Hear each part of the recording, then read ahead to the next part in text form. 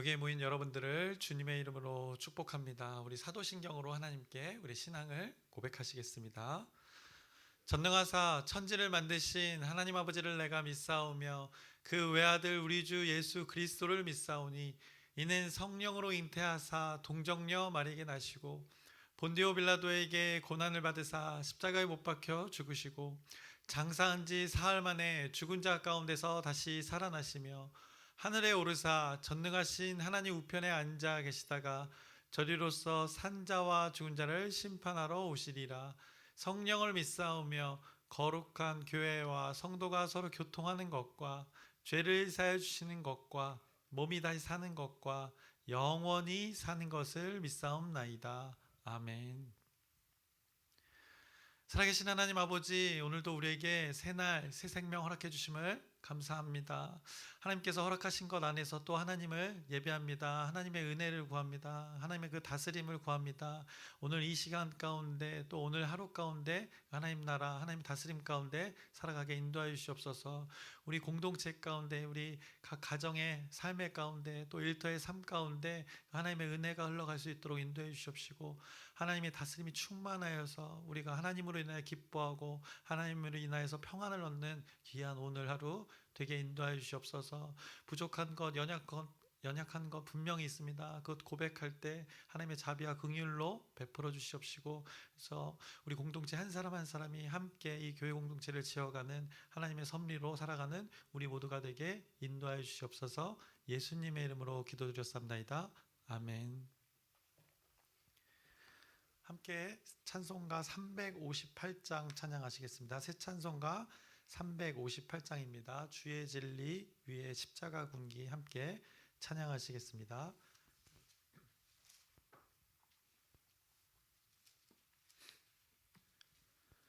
주의 진리 위에 십자가 군기 하늘 높이 들고서 주의 군사 되어 용맹스럽게 찬송하며 나가세 나가세 나가세 주 예수만을 위하여 목숨까지도 바치고 싸움터로 나가세 원수들이 비록 강할지라도 주의 군기 붙잡고 주의 진리 위에 용기 다하여 분발하여 싸우세 나가세 나가세 주 예수만을 위하여 목숨까지도 바치고 싸움터로 나가세 산과 들과 바다 가는 곳마다 주의 군기 날리며 반갑고도 기쁜 승리의 소식 온 세상에 전하세 나가세 나가세 주 예수만을 위하여 목숨까지도 바치고 싸움터로 나가세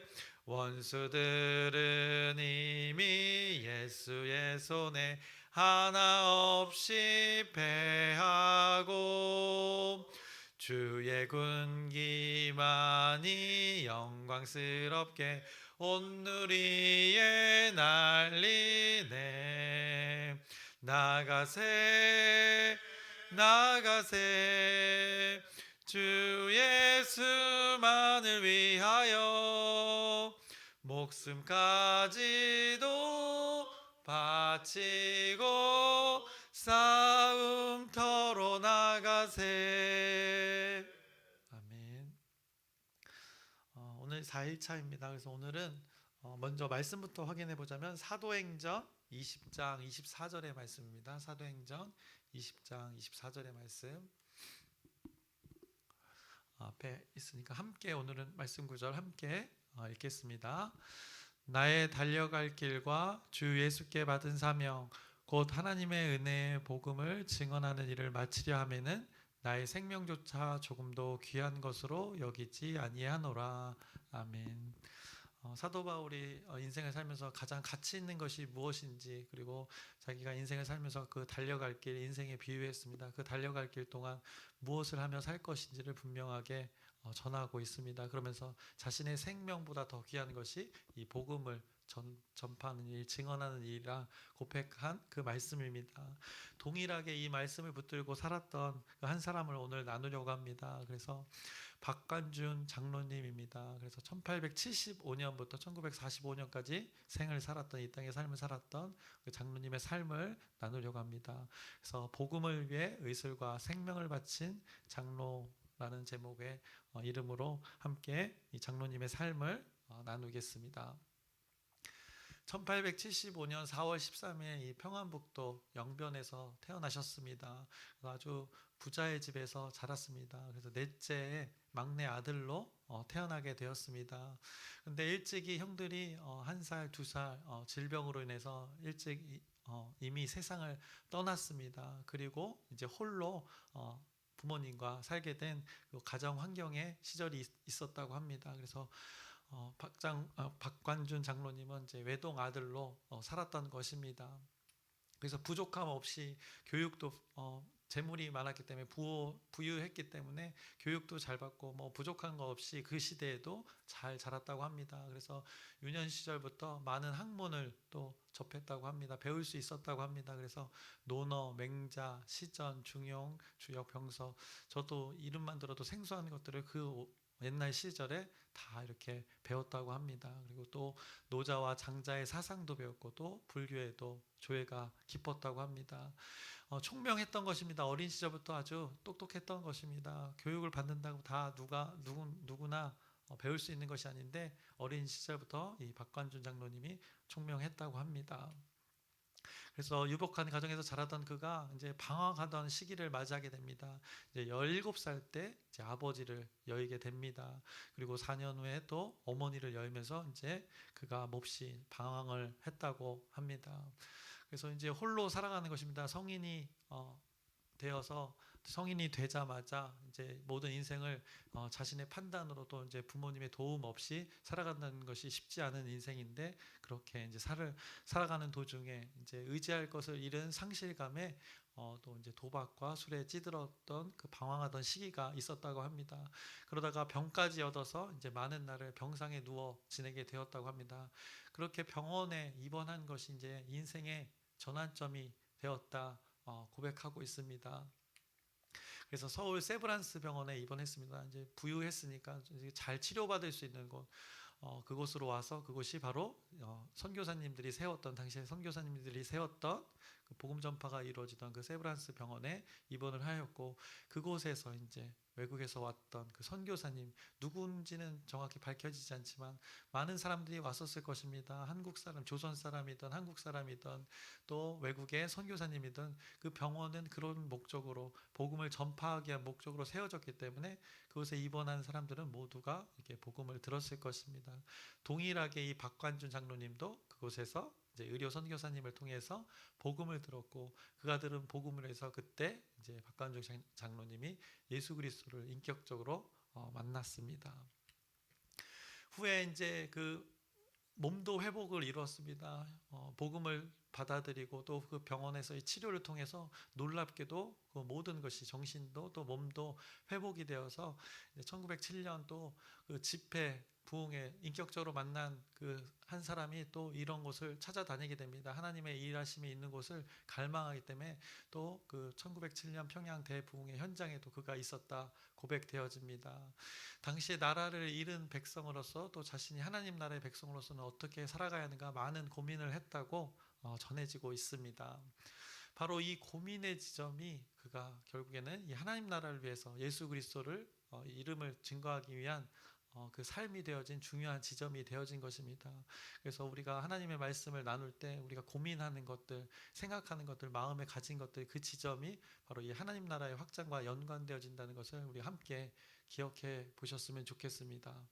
그래서 이때부터 그가 1912년 의학 공부를 시작하였다고 합니다. 그리고 나서 역시 총명하였는지 열심히 했는지 전혀 새로운 학문인데도 1917년에 의사 면허를 취득하게 됩니다. 그리고 나서 개헌하여 병원의 이름을 이 십자의원이라고 지었다고 합니다.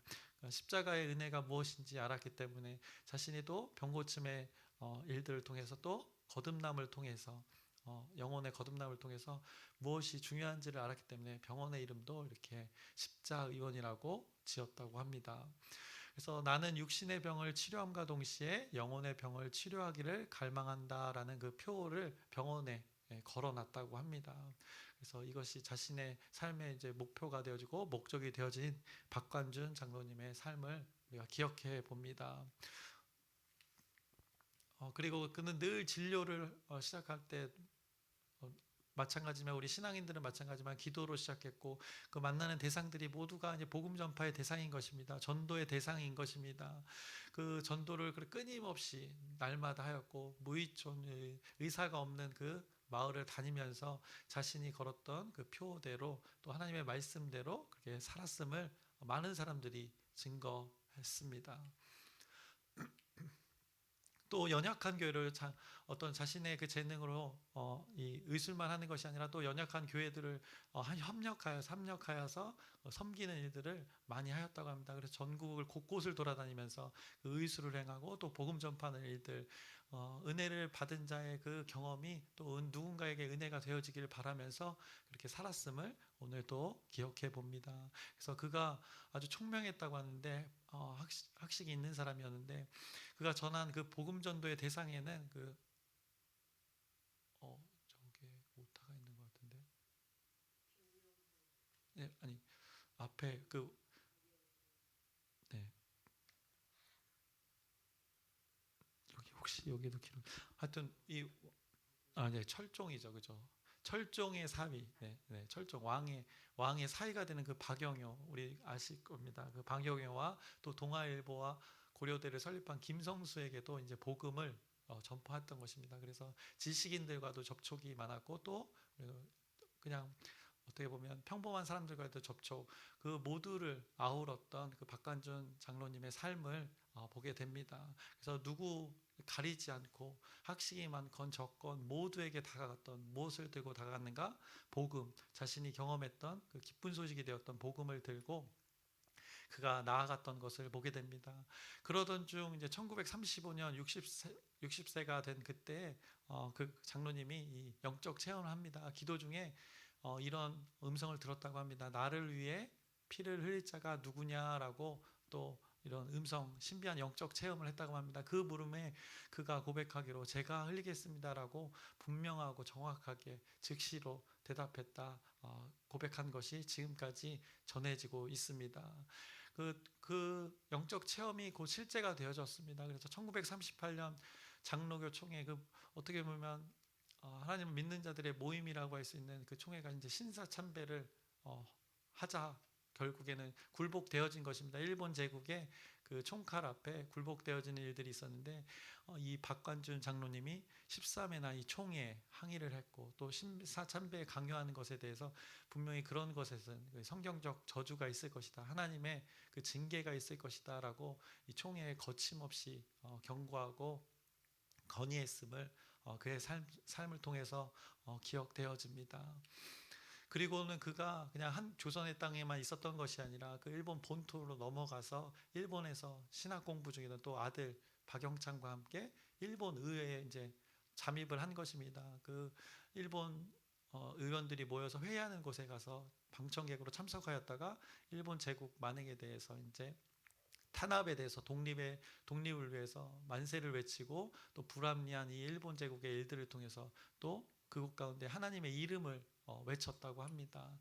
나는 여호와 하나님의 사명자이다라고 이렇게 고백을 했던 것입니다. 많은 사람들 앞에서 그 일본 의회의 그 심장, 일본의 어떻게 보면 제국의 중심이 될 수 있는 그곳에 들어가서 하나님의 이름을 외쳤던 이 박관준 장로님의 일들을 오늘 우리가 나누어 봅니다. 나는 여호와 하나님의 사명자이다라고 아주 담대하게 외쳤던 이 장로님의 삶을 우리가 함께 기억해 봅니다. 당연히 즉시로 체포될 수밖에 없습니다. 그래서 체포되어서 결국은 한국으로 송치되어서 조선으로 송치되어서 6년간 옥고를 치르게 됩니다. 그리고 나서 이제 1945년 그가 옥에 있는 동안 1945년 1월 1일부터 그가 결단을 합니다. 70일 금식기도, 나라를 위해서 분명히 하나님의 섭리가 조선의 독립, 대한민국의 독립을 이루어 주실 것이라 소망하면서 그가 이 45년 1월 1월에 70일 금식 기도를 시작해서 결단해서 하였고, 거의 마칠 쯤 70일 기도를 마친 얼마 후에 3월 13일 주님 품에 안식했음을 우리가 역사의 기록으로 확인하고 있는 것입니다. 그가 대한민국 나라를 위해서, 또 하나님 나라를 위해서 그의 가치관이 무엇이었는가? 이 하나님 나라의 가치관으로 이 모든 일들을, 자신의 그 사명을 감당했던 이 박관준 장로님의 삶을 오늘 우리가 기억해 봅니다. 자신이 열심히 공부해서 얻은 것을 자신을 위해서 사용한 것이 아니라 남을 위해서 사용했던 그 장로님의 삶을 봅니다. 타인을 위해서, 누군가를 위해서 그가 평생을 살았던 것을 보게 됩니다. 그것의 이유가 무엇일까? 우리는 생각해 봐야 됩니다. 무엇이 그가 이렇게 살도록 했는가? 우리는 질문해 보면 좋을 것 같습니다. 결국 우리가 나누었던 사도행전 20장 24절의 말씀입니다. 나의 달려갈 길과 주 예수께 받은 사명, 곧 하나님의 은혜의 복음을 증언하는 일을 마치려 하면은 나의 생명조차 조금도 귀한 것으로 여기지 아니하노라. 이 바울의 고백이 이 박관준 장로님의 고백이 되어졌던 것입니다. 그래서 자신에게 주어진 사명이 무엇인지 정확히 알고 살았던 한 사람의 삶을 오늘 우리가 나누었습니다. 여기서 그가 정확히 알았다는 말은 예수 그리스도가 결국에는 자신을 위해서 십자가에서 죽으신 것이 실제로 경험되어졌다는 말이 되는 것입니다. 누군가의 과거의 그 사건이 아니라 오늘 자신의 삶을 사는 것에 이유가 되어졌다는 말입니다. 그래서 저와 오늘 여러분에게 질문하고 오늘 말씀을 마치려고 합니다. 여러분은 무엇을 위해 오늘을 살아가십니까?